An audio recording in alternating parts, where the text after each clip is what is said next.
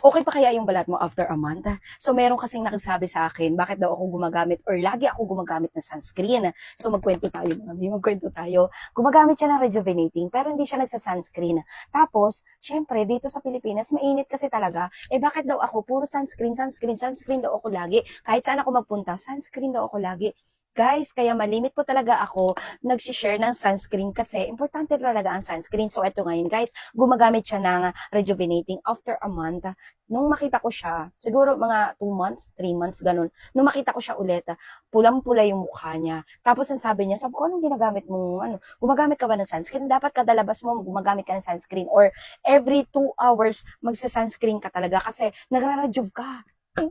Naku mga mi. Alam nyo guys, sa sinasabi ko lang sa inyo, kung gusto nyo talaga gumamit ng mga iba't ibang rejuvenating, kailangan nyo mag-sunscreen talaga. Sabi kasi sa akin, ba yan, paulit-ulit na sunscreen na lang yung sinishare mo. Guys, importante kasi yung sunscreen. So, ito ngayon, may sunscreen ako ulit. Ayan siya.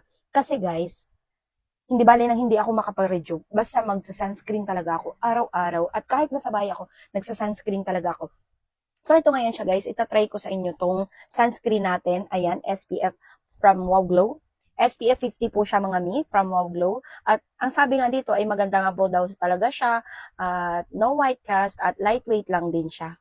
So, ito ngayon, lagay. So, ayan siya guys, ayan siya. Ang dami ko nilagay. Alam nyo kasi guys, kung makikita nyo kung magsa-sunscreen, sasabihin nyo talaga nag-aaksaya ako ng sunscreen. Pero hindi. Lalagay ko lahat yan sa mukha ko. Kasi importante yung sunscreen guys. Oo. Kahit nga nasa bahay ako. Dahil ayokong magkaroon ng itim-itim yung mukha ko. Dahil prone kami sa mga sa tawag dito, yung dark spots. Basta prone kami sa mga melasma. Ayan, yung may mga itim-itim. Pekas pala, pekas. Ayun. Hello? Hello? Maganda rin siya. Yung amoy niya mild lang. Parang amoy gamot. So, ayun siya, guys. Hala! I love it. Gusto ko din siya. Ang daming sunscreen na talagang maganda siya, mga mi. Tapos, mura lang. Ito, mura lang siya, guys. Nakakagulat naman. Ayun, tignan nyo, guys. No white cast, lightweight lang at,